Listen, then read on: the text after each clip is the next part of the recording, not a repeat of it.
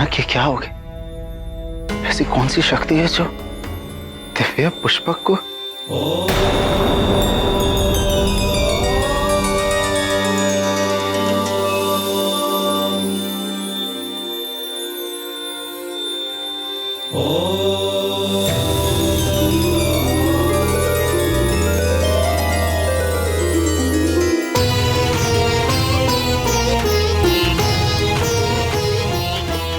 ये तो कैलाश है, मेरे महादेव का निवास।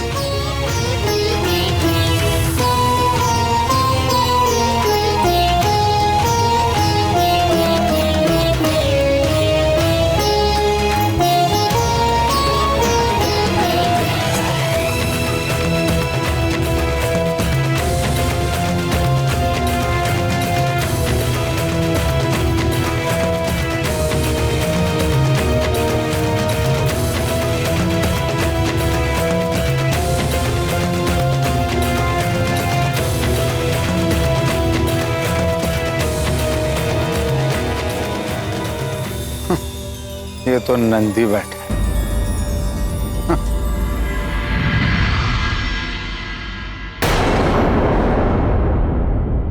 ठहरिए।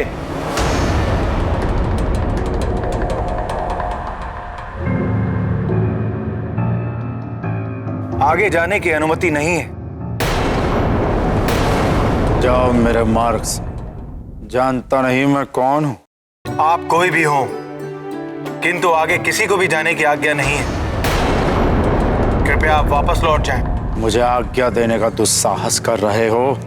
मैं केवल अपने स्वामी की आज्ञा का पालन कर रहा हूं। और मैं केवल तेरे स्वामी के कारण तुझ पर दया कर रहा हूं। महादेव को जो आदेश देना होगा वो स्वयं मुझे देंगे। स्वयं भगवान भोलेनाथ का ही आदेश है कि वो अभी किसी से नहीं मिल सकते। हट जा।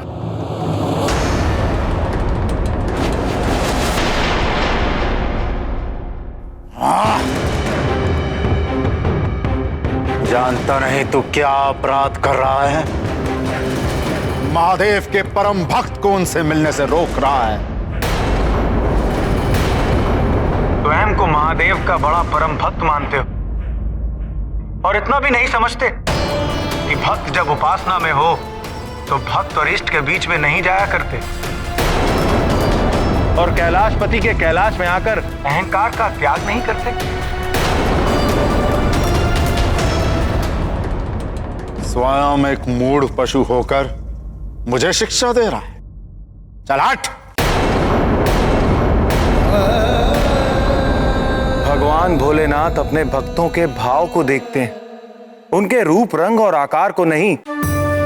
स्वयं को महादेव का सबसे बड़ा भक्त मानते हो तो ये कैसे भूल गए कि कैलाशपति महादेव का एक नाम पशुपति भी है।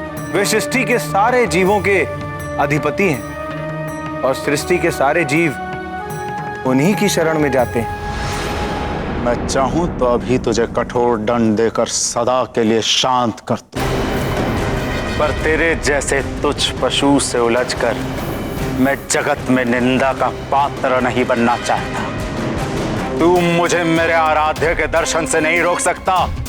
चल हट जा।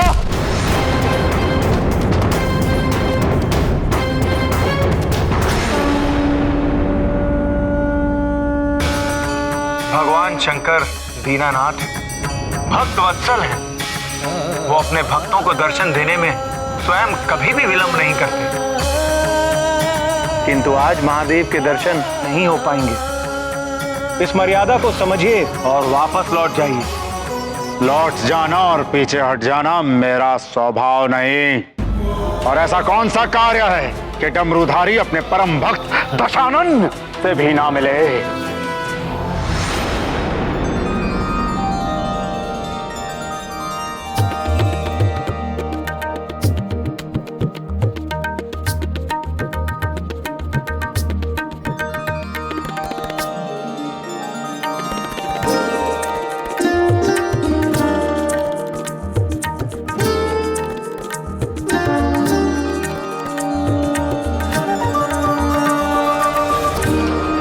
भगवान भूतपति माता जगदम्बा के साथ एकांत में क्रीड़ा मग्न है। इसी कारण कैलाश में किसी का भी प्रवेश वर्जित है। क्यों मेरा मार्ग रोक कर अपने काल को निमंत्रण दे रहा है? काल का भय मुझे मत दिखाओ दशानन। स्वयं भगवान महाकाल और महादेवी आदिशक्ति को अपनी पीठ पर उठाकर चलता हूं। और ये भी समझ लो कि ये नंदी किसी भी स्थिति में तुम्हें अपने स्वामी की आज्ञा का उल्लंघन नहीं करने देगा।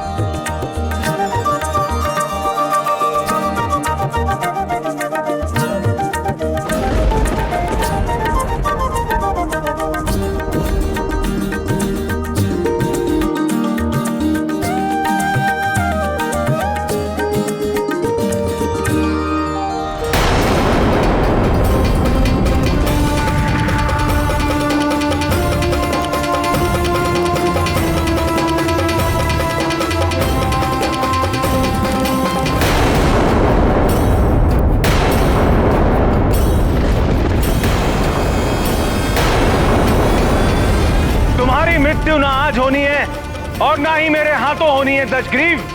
तुम व्यर्थ ही मुझसे संघर्ष करके केवल महान पीड़ा के भागी बनोगे।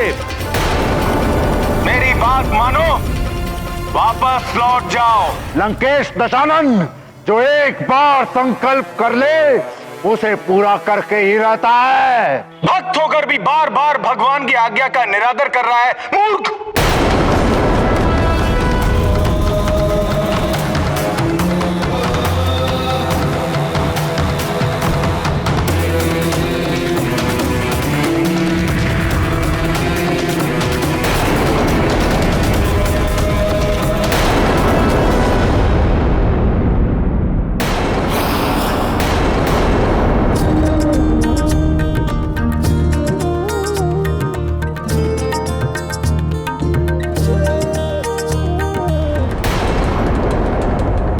मैं तो तुझे बैल समझा था, पर तू बैल नहीं वानर है। हाँ, वानर है तू। वानर के समान भुड़कता है, वानर के समान उछलता है। तेरा बल तो वानर जितना भी नहीं, और चला है लंकाधिपति दशानन का परास्त करने।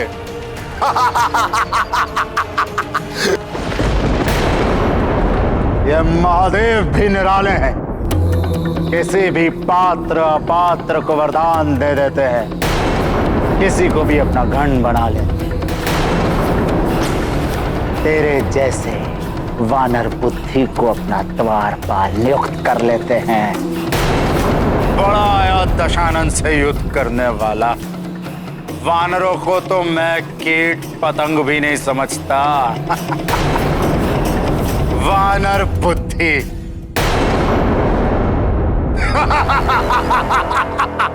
मैं तो प्रभु भोलेनाथ की आज्ञा का पालन कर रहा हूं,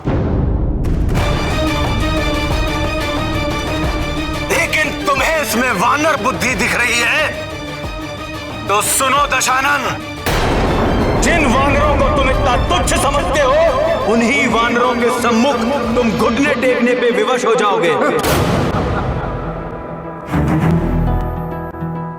तुम्हारा अहंकार, तुम्हारी कीर्ति और तुम्हारी प्रतिष्ठा सब उन्हीं वानरों के पैरों तले कुचला जाएगा। ज्ञान गुण सागर जय कपी सती लोक उजागर जय हनुमान ज्ञान माना ही तुम्हारा सारा ऐश्वर्य और तुम्हारी पाप की लंका को जलाकर भस्म कर देंगे। पुत्र पवन सुत नामा महावीर विक्रम बजरंगी कुमति निवार सुमति के संगी जय हनुमान ज्ञान। तुम्हारे राक्षस कुल का सर्वनाश और तुम्हारी मृत्यु का प्रमुख साधन होंगे ये वानर। उजागर भरन विराज सुबेसा कानन कुंडल कुंचित केसा हाथ वज्र और ध्वजा विराजै कांधे मूंज जनेऊ साज। सभी लोगों में तुम्हारी निंदा होगी और जिस वानर रूप को तो तुच्छ मानकर अपमानित कर रहा है वही वानर रूप यशस्वी होकर भक्ति और पराक्रम की मूर्ति बनकर सर्वत्र पूजा जाएगा। ये मेरा श्राप है तुम्हें, मेरा श्राप है तुम्हें, मेरा श्राप है तुम्हें, मेरा श्राप है तुम्हें। सभी लोगों में तुम्हारी निंदा होगी और जिस वानर रूप को तो तुच्छ मानकर अपमानित कर रहा है वही वानर रूप यशस्वी होकर भक्ति और पराक्रम की मूर्ति बनकर सर्वत्र पूजा जाएगा। ये मेरा श्राप है तुम्हें, मेरा श्राप है तुम्हें।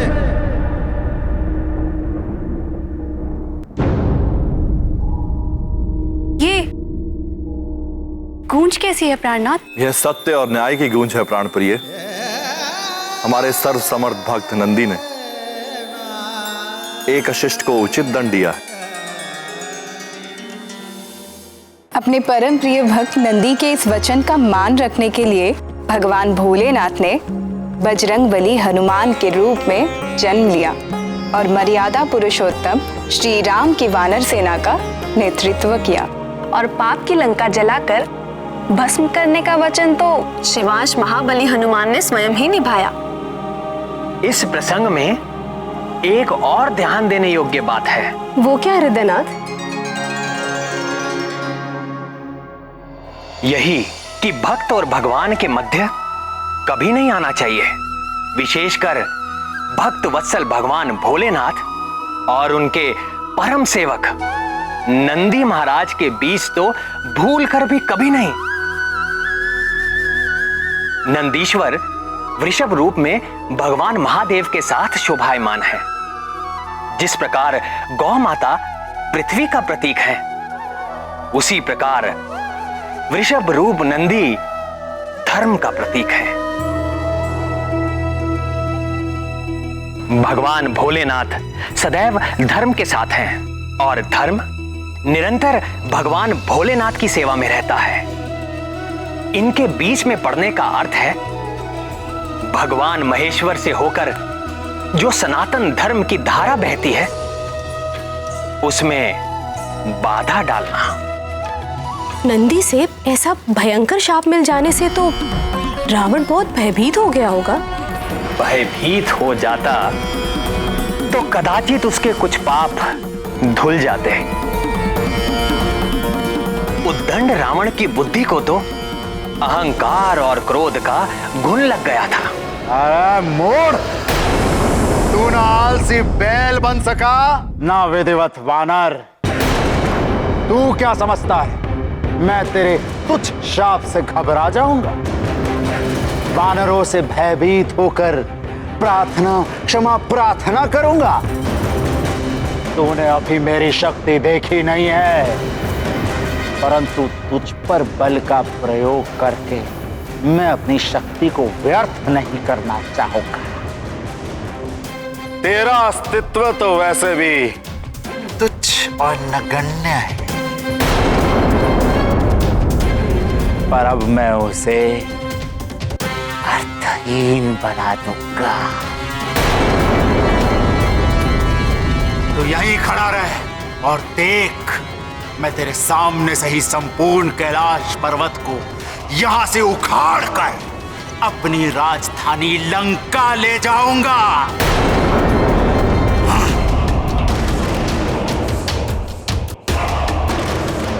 हे महाकाल, मैंने इन्हें रोकने का बहुत प्रयत्न किया, अब आप ही हमारी सहायता करें प्रभु।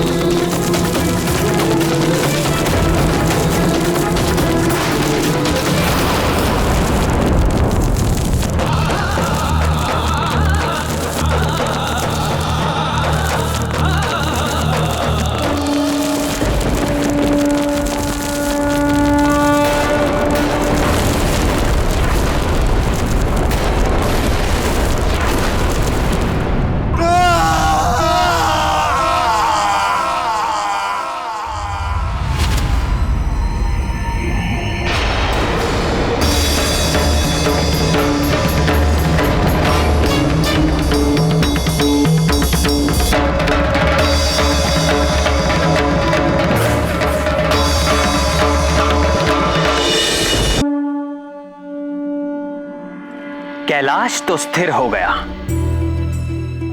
किंतु रावण के रोने चिल्लाने के स्वर के वेग से अन्य पर्वत हिलने लगे। समुद्र में ज्वार आ गया, तीनों लोकों के प्राणी कांप उठे, इंद्रादि देवता तक विचलित हो गए। रावण हमारे आराध्य महादेव के पैर के अंगूठे का एक हल्का सा दबाव भी सहन न कर सका। नंदी के द्वारा दिए गए श्राप से रावण को उसका दंड मिल ही गया था। रावण उच्च स्वर में आर्तनाद करने लगा। आर्तनाद के लिए संस्कृत में रू धातु है, जिसका अर्थ होता है रोना। हाँ, ठीक कहा। रोना, चीखना, चिल्लाना। बहुत समय तक रोते रहने के कारण दशानन का नाम रावण पड़ गया। रोया, किंतु अपने अपराध को स्वीकार नहीं किया। अपराध स्वीकार किया और उसका प्रायश्चित भी किया।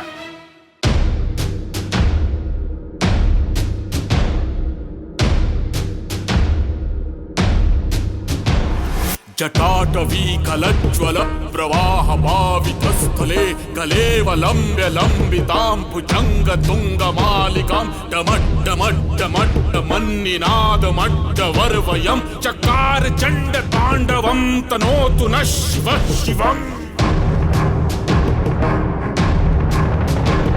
जटाकटाह संभ्रम भ्रमन्निलिम्प निर्झरी विलोल वीचिवल्लरी विराजमान मूर्धनि धगत् धगत् धगत् ज्वलल्ललाट पट्ट पावके किशोर चन्द्रशेखरे रतिः प्रतिक्षणं मम।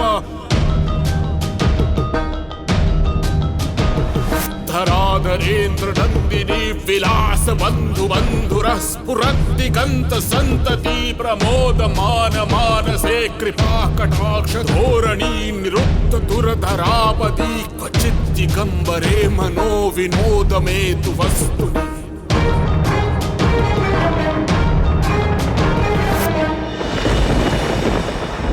इस प्रकार से रावण को रोते हुए 1 सहस्र वर्ष बीत गए। नंदी के अपमान से भगवान भोलेनाथ रावण से कितना कुपित हुए होंगे।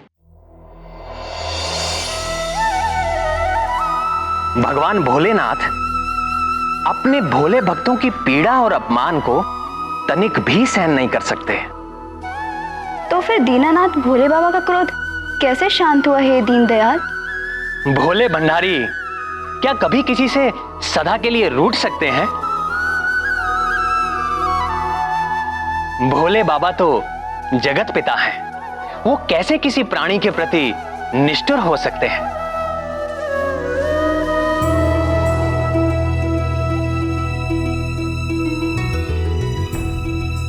तो जब रावण ने भगवान शशि शेखर की सतत स्तुति की, तो भगवान महादेव के अंतर्मन की सहज करुणा प्रकट हो गई।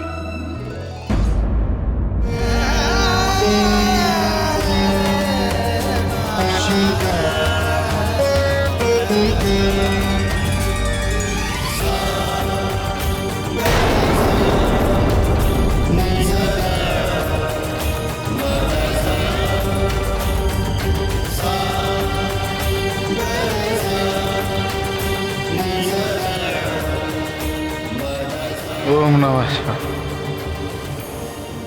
ओम नमः शिवाय।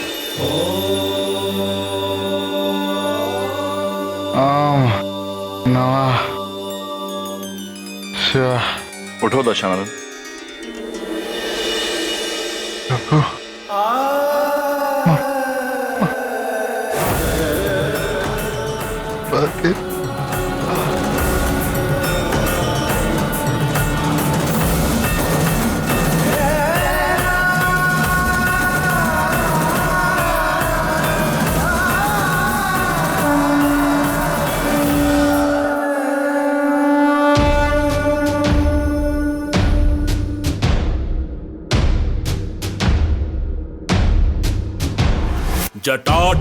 गलज्ज्वल प्रवाह पावितस्थले गलेवलम्ब्य लम्बितां भुजङ्गतुङ्गमालिकां डमड्डमड्डमड्डमन्निनादमड्डवर्वयं चकार चण्डताण्डवं तनोतु नः शिवः शिवम्।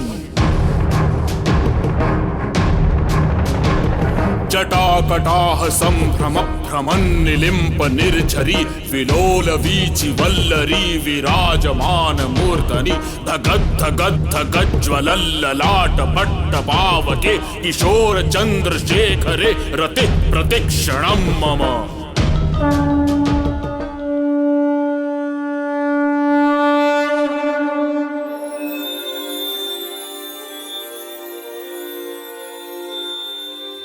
मैं तुम्हारी स्तुति से अति प्रसन्न हूं दशानन।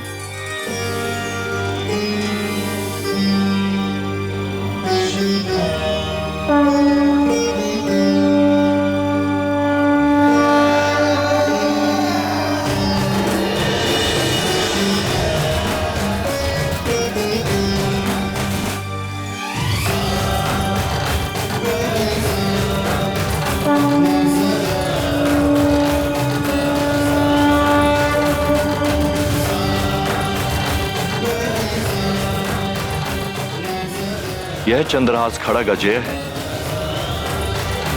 और यह तुम्हारे शत्रुओं पर साक्षात काल बनकर गिरेगी, किंतु तभी तक जब तक कि तुम धर्म के पक्ष में रहोगे, अन्यथा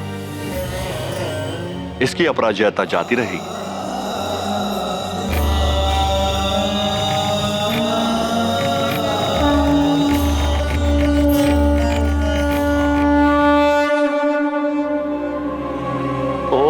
नमः शिवाय।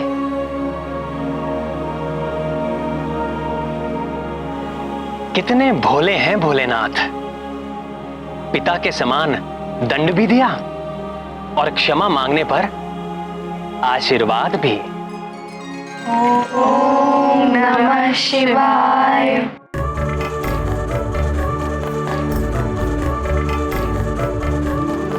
पर्वत संबंधित एक जगत प्रसिद्ध कथा हमारे संकट मोचन महाबली हनुमान की भी है, किंतु कितना अंतर है दोनों में। रावण का उद्देश्य केवल अपने अहंकार की स्थापना करना और हनुमान का उद्देश्य लोक कल्याण की भावना।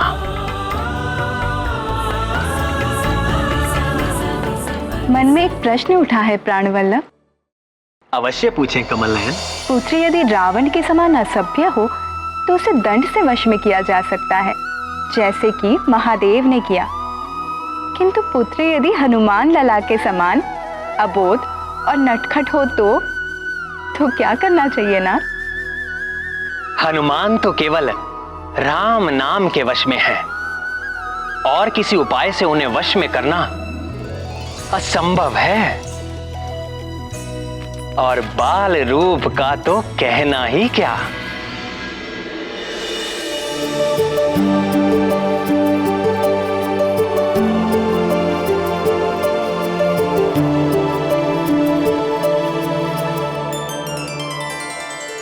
अब हमारे केसरी नंदन को तात की गोद में जाना है।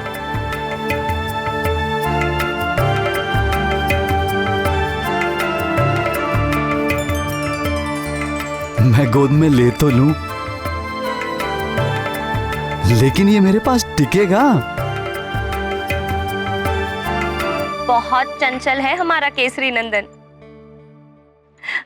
दीजिए, इसे मुझे दीजिए, मैं इसे अभी सुला देती हूँ।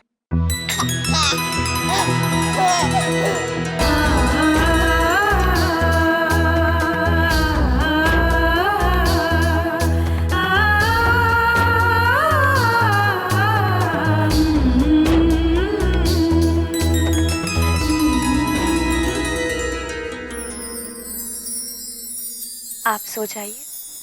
और तुम? इसको सुलाने के बाद अभी जल्द ही सो जाएगा।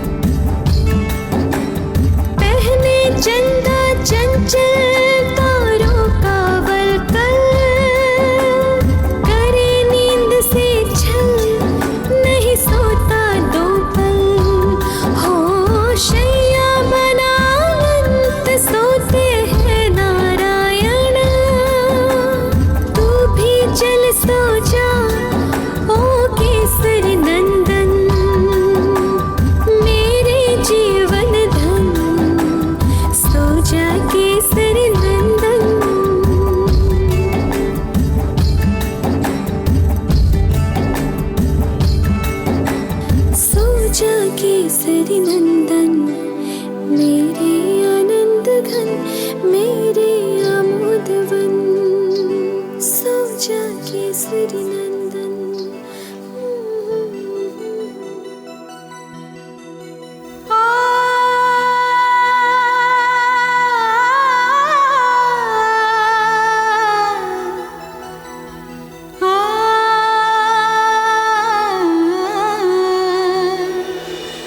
आ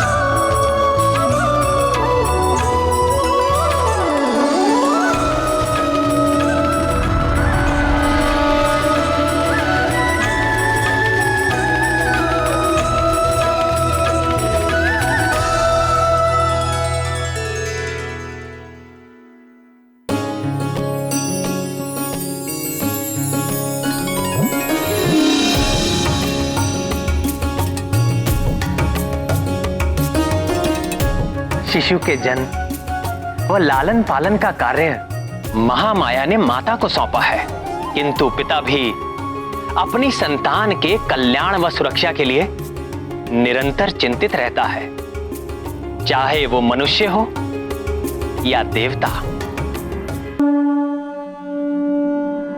मेरा पुत्र, पवन पुत्र, हे केसरी नंदन, वानर राज केसरी और भगवान शंकर के साथ साथ तुम मुझे भी अपना पिता ही समझो पुत्र, क्योंकि तुम्हारे जन्म की प्रक्रिया में मेरी भी भूमिका है। भगवान शंभु की कृपा से नमामि शंभु, नमामि रुद्रम, नमामि पुरुषम पुराणम, नमामि सर्वम शिरसा नमामि।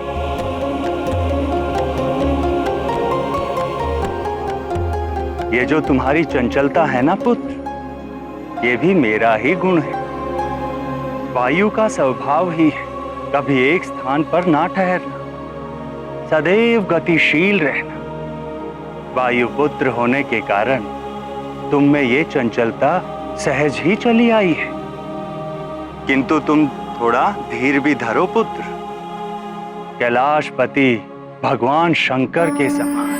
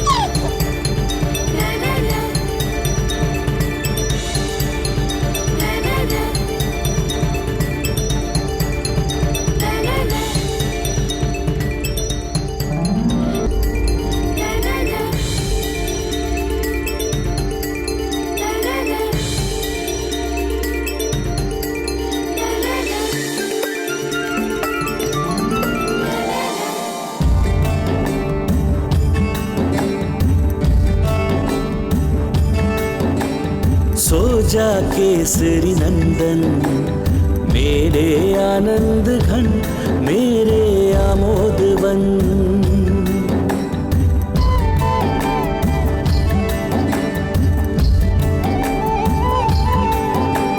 सो जा प्यारे, देख सोते तारे, जीव जंतु सारे सब नींद से हारे। सोते बन उपवन, सो जा केसरी नंदन।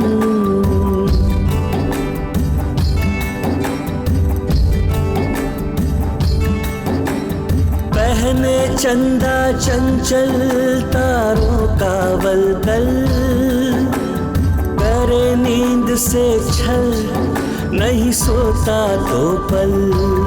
हो शैया बना अनंत, सोते हैं नारायण।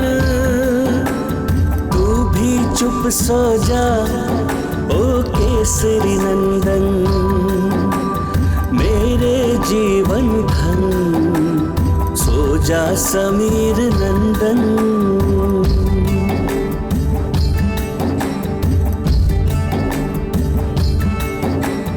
सो जा केसरी नंदन, मेरे आनंद घन, मेरे आमोद वन। सो जा समीर नंदन।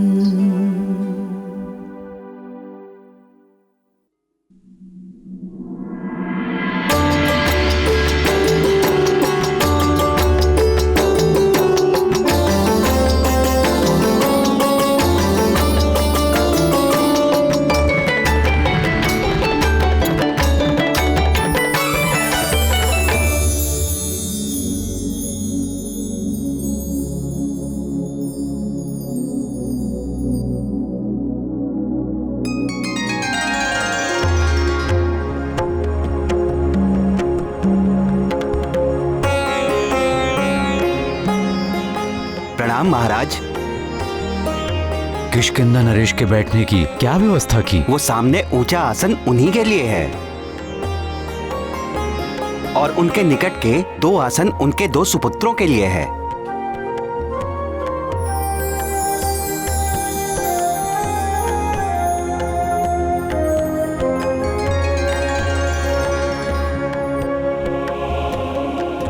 प्रणाम। आयुष्मान भव।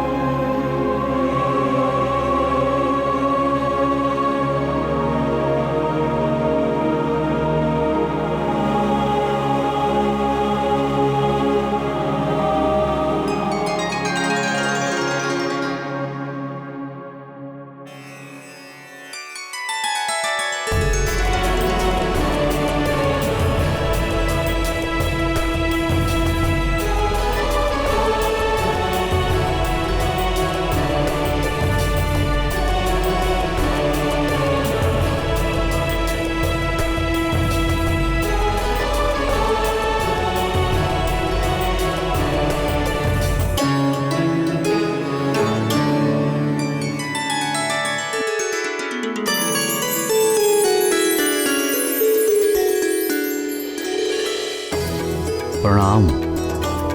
आयुष्मान भव। इस शुभ दिन की कितनी प्रतीक्षा की हमने। हम सब ने। बिल्कुल सत्य कह रहे हो पुत्र। पिता बनने की शत शत बधाई स्वीकार करो। आपको भी नाना बनने की बहुत बहुत बधाई हो।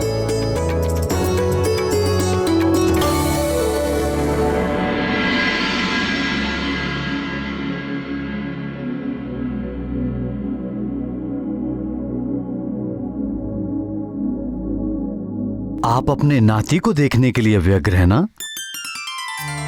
आइए आपको उसके पास ले चलें।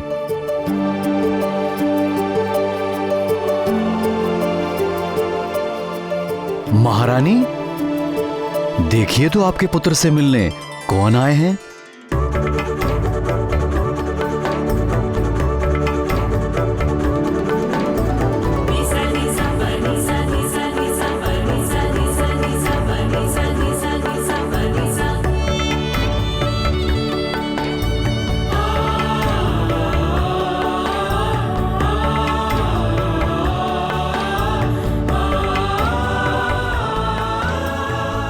आयुष्मान भव।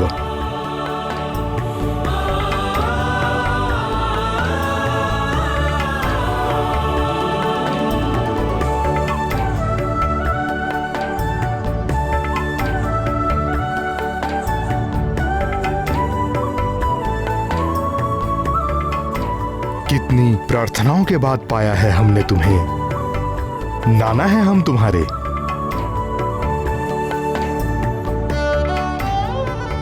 और ये तुम्हारी नानी।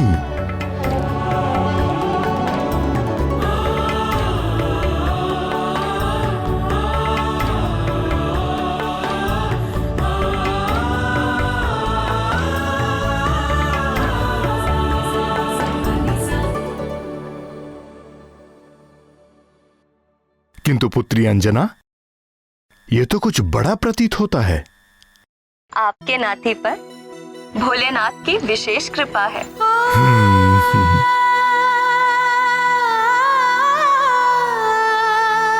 प्रणाम। प्रणाम। महारानी जी, युवराज के लिए षष्ठी का काजल बन गया है।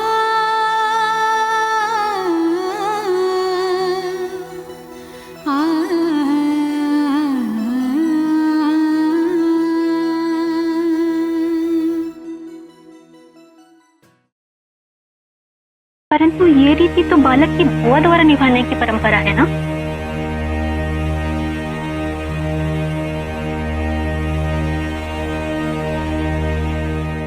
तो दाई माँ, आप ही लगा दीजिए काजल।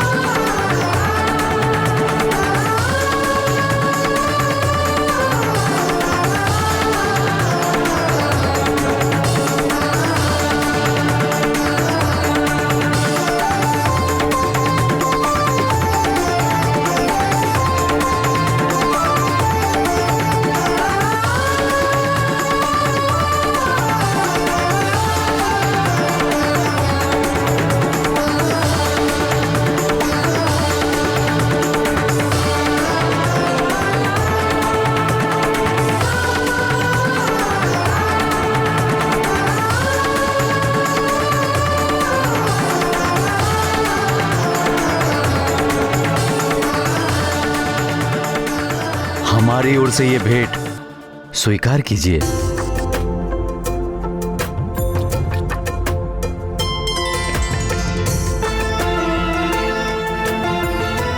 और मेरी तरफ से भी ये भेंट स्वीकार कीजिए।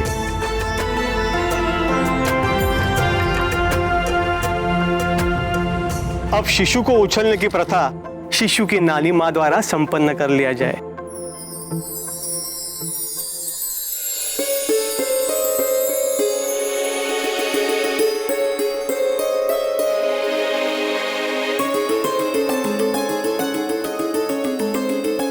इस प्रथा में शिशु को घर की किसी वरिष्ठ महिला द्वारा 6 बार उछाला जाता है। छठी में जगत जननी गौरी के स्मरण व पूजन के साथ देव सेनापति कार्तिकेय की अन्य माताओं अर्थात कृतिकाओं का भी स्मरण किया जाता है। किंतु अंजना और केसरी अचानक चिंतित क्यों हो गए प्राणवल्लभ? किसी साधारण शिशु को तो उछालना था नहीं, हनुमान लला ठहरे अमित बलशाली, ना जाने क्या कर बैठे।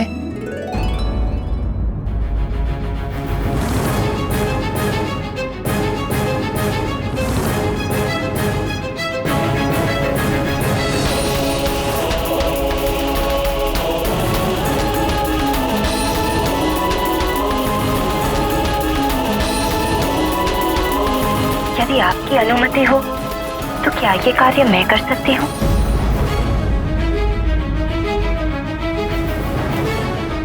माँ, कुछ बात है।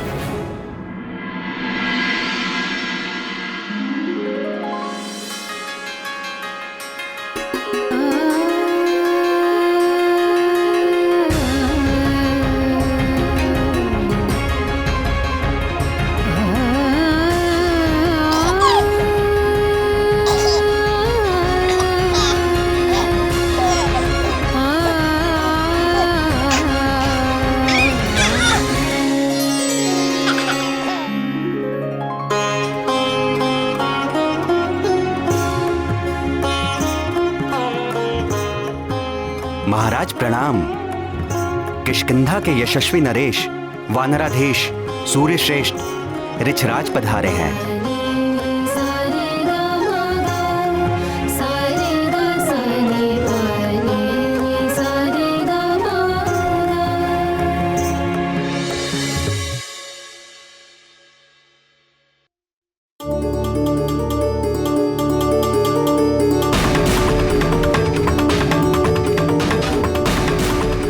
प्रणाम वानर श्रेष्ठ। प्रणाम प्रणाम। तेजस्वी भव। कपिस केसरी, पिता बनने की बधाई स्वीकार करें।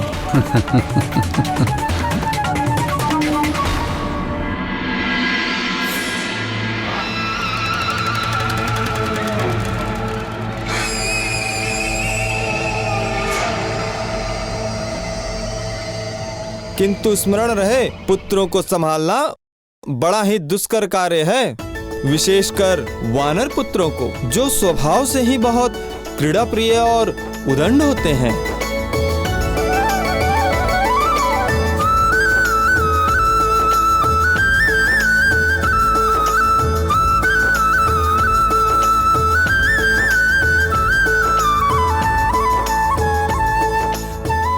आयुष्मान भव।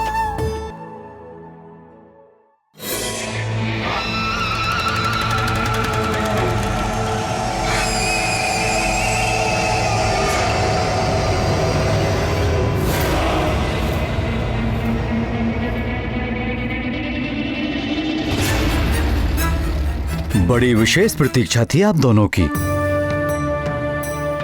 बड़ी कीर्ति सुनी है आप दोनों के बल और शौर्य की।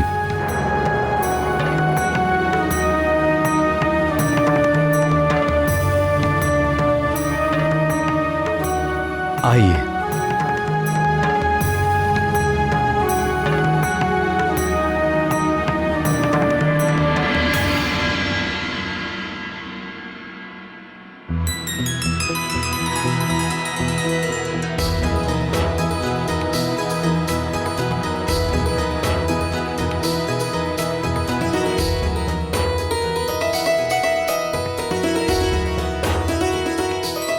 ये छोटी सी तुच्छ भेंट स्वीकार कीजिए। आपकी उपस्थिति ही हमारे लिए बहुत बड़ा उपहार है। आसन ग्रहण कीजिए।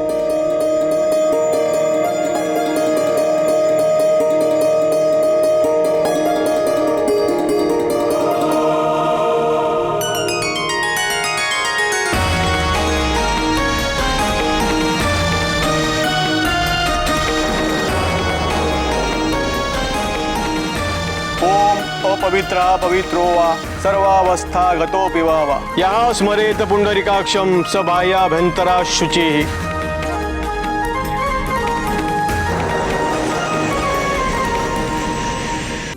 माँ, अब तात करेंगे हवन और लल्ला करेगा मंत्र श्रवण। हवन क्या होता है, मंत्र क्या होता है, आज सब पता चल जाएगा।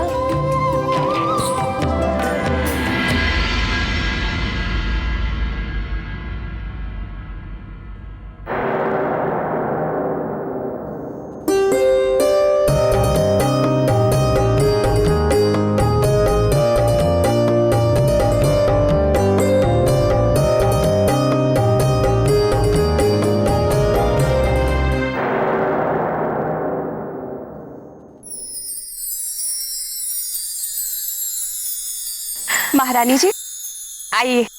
अब क्या है? कुछ रीतियां शेष है महारानी। नहीं महारानी जी, युवराज इस रीति में भाग नहीं ले सकते।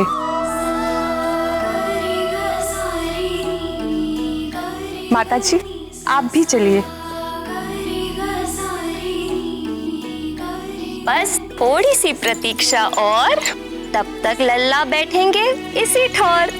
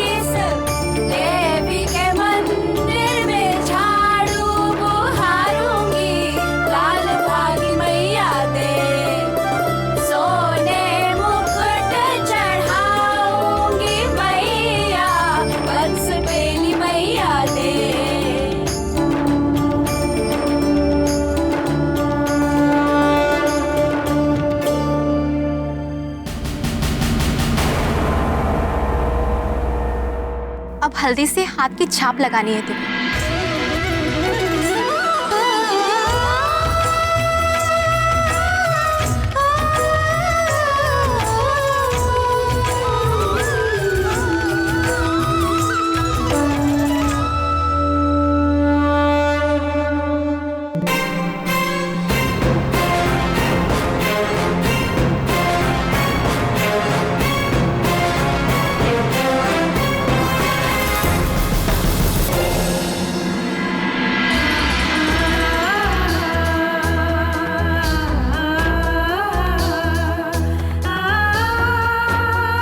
केसरी नंदन कहीं दिख नहीं रहा।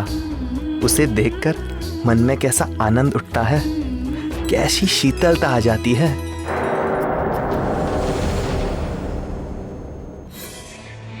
वो भी आ जाएगा।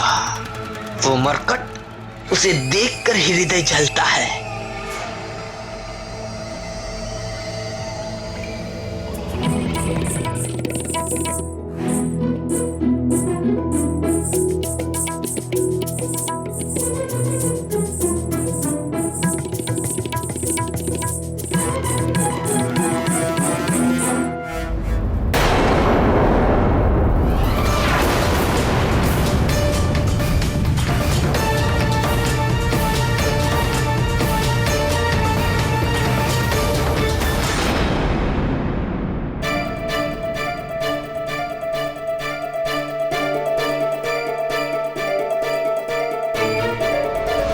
अहंकारी रावण ने जब भगवान शिव शंकर की सतत स्तुति की तो स्वयं महादेव ने रावण को अपने दर्शन दिए। इधर हनुमान लला अपनी बाल लीलाओं में मग्न थे। अंजना उन्हें सुलाने का प्रयास करती, परंतु चंचल हनुमान की आंखों में नींद कहाँ थी। उन्हें तो चांद तारों के साथ खेलना था। वो उन्हें अपने नन्हे हाथों से छूना चाहते थे।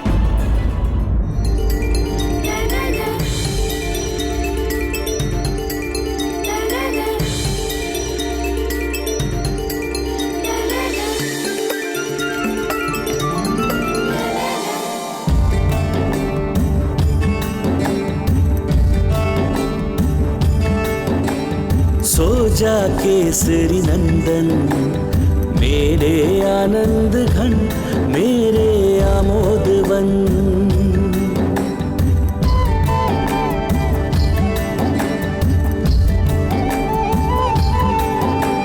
सो जा प्यारे देख सोते तारे, जीव जंतु सारे सब नींद से हारे। सोते बन उपवन सो जा केसरी नंदन।